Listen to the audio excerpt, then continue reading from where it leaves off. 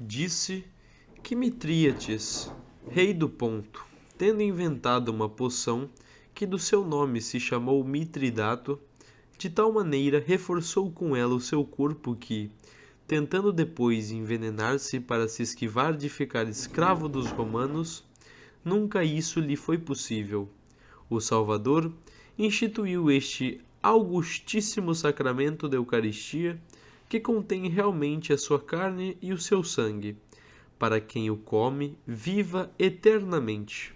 E por isso, quem dele usa frequentemente com devoção, reforça e corrobora a tal ponto a saúde e a vida da sua alma, que é quase impossível que seja envenenado por qualquer espécie de afeição má. Não pode o homem alimentar-se desta carne de vida e viver das afeições da morte. E como os homens, vivendo no paraíso terreno, não podiam morrer corporalmente, graças ao fruto vital que Deus lá pusera, assim também não podem morrer espiritualmente recebendo este sacramento de vida. E, se as frutas mais tenras e sujeitas à corrupção, como são as cerejas, os damascos e os morangos, se conservam facilmente todo o ano, sendo temperadas e postas de conserva em açúcar ou mel, não é para admirar que os nossos corações, embora frágeis e débeis, sejam preservados da corrupção do pecado, quando são açucarados e temperados com a carne e o sangue incorruptíveis do Filho de Deus. Ó Filoteia, os cristãos que forem condenados ficarão mudos, quando o justo juiz lhes mostrar o mal que fizeram em morrer espiritualmente, pois lhes era tão fácil conservar a vida e a saúde com a ingestão do seu corpo, que com esse fim lhes deixará. Miseráveis, dirá, por que morrestes, tendo à vossa disposição o fruto e manjar da vida? Receber todos os dias a comunhão eucarística, nem o louvo, nem censuro, mas comungar todos os domingos, aconselho-o e a isso exorto a todos, contanto que a alma esteja livre de todo afeto ao pecado. São as próprias palavras de Santo Agostinho, com o qual eu não censuro nem louvo em absoluto que se comungue todos os dias, mas deixo isso à discrição do pai espiritual daquele que quiser tomar uma resolução neste ponto. Porque, devendo ser muito apurada e perfeita disposição para uma comunhão tão frequente, não é bom aconselhá-la de maneira geral.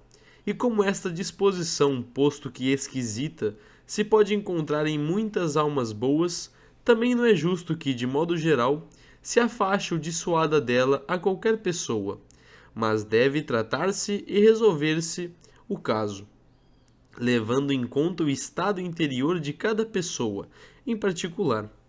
Seria imprudência aconselhar indistintamente a todos uso tão frequente, mas também seria imprudência censurar alguém por isso, e, sobretudo, quando seguisse o parecer de algum diretor criterioso e ponderado. Foi engraçada a resposta de Santa Catarina de Siena, aos que, desaprovando que comungasse com tanta frequência, alegaram o dito de Santo Agostinho, que nem louva nem censura o comungar todos os dias.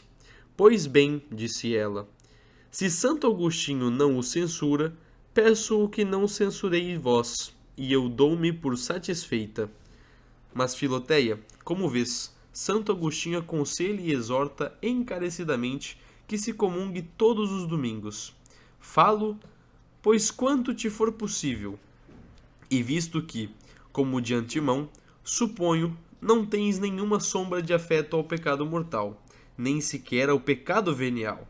Estás na verdadeira disposição que Santo Agostinho exige, e ainda mais excelente, porque não só não tens afeto e desejo de pecar, mas nem sequer inclinação para o pecado. E por isso, se ao teu pai espiritual parecer bem, podes com proveito comungar com ainda mais frequência do que todos os domingos. Podem, contudo, sobrevir alguns obstáculos legítimos que, sem depender de ti, mas daqueles com quem vives, seja justa causa de que o prudente diretor te mande que não comungues assim repetidas vezes.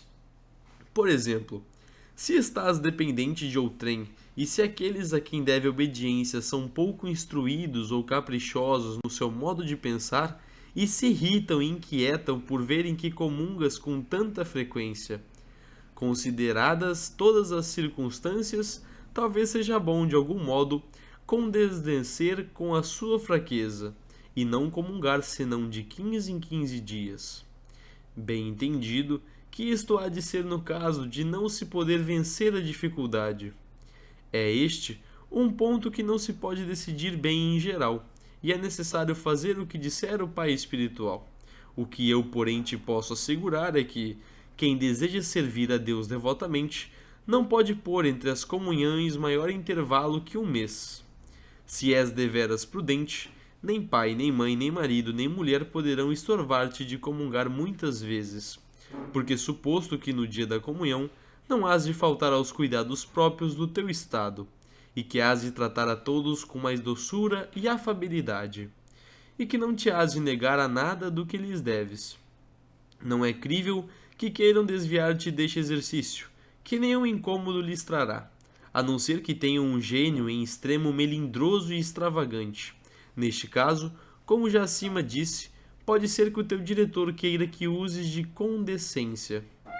Forçoso é que digam uma palavra aos casados.